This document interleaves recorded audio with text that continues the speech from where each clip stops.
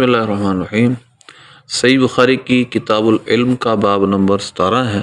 باب کا عنوان ہے باب قول النبی صلی اللہ علیہ وسلم اللہم علمہ الکتاب، اے اللہ اس کو کتاب کا علم دے۔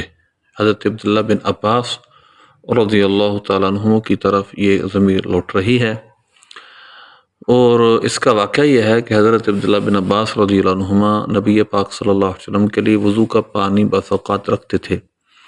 تو ایک دن آپ نے خوش ہو کر دعا دی اور کہا اللہم علمہ الکتاب، اے اللہ اس کو کتاب سکھا۔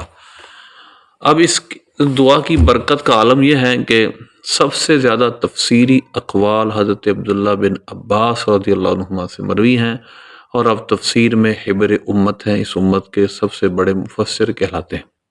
حدیث دیکھیے 75 نمبر، حضرت سیدنا عبداللہ بن عباس سے حضرت اکرمہ جو آپ کے شاگرد ہیں وہ روایت کرتے ہیں کہ فرماتے ہیں ابن عباس رضی اللہ عنہما سے قال تمانی رسول اللہ صلی اللہ علیہ وسلم، حضور نے مجھے اپنے سینے سے لگایا، وقال اللہم علمہ الکتاب، اور کہا اے اللہ اس کو کتاب کا علم سکھا۔ لہذا اس سے حضرت عبداللہ بن عباس رضی اللہ عنہما کو حضور نے جو دعا دی اس کی برکتیں دنیا ساری دیکھ رہی ہے اور قیامت تک دیکھتی رہے گی۔ اب یہاں پر ایک راوی ہیں جن کا بار بحث کرنا میں ضروری سمجھتا ہوں، خالد بن مہران الحذا، وہ حضرت اکرمہ سے روایت کرتے ہیں۔ یہ حذا مانا تھا موچی، جوتی کا کام کرنے والا۔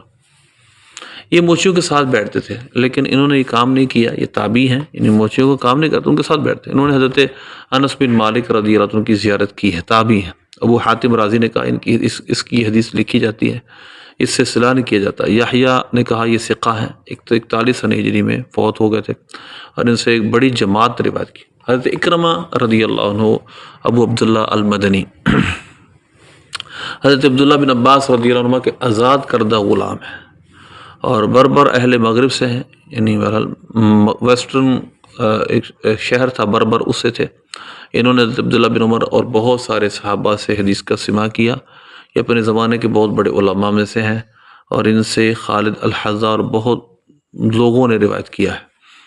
اور کہا گیا کہ ان کی رائے خوارج کے موافق تھی، نافع نے ان کو جھوٹا کہا، امام بخاری پر اعتماد کیا، ان کی حدیث روایت کرنے کی وجہ سے امام بخاری پر عیب لگایا گیا ہے۔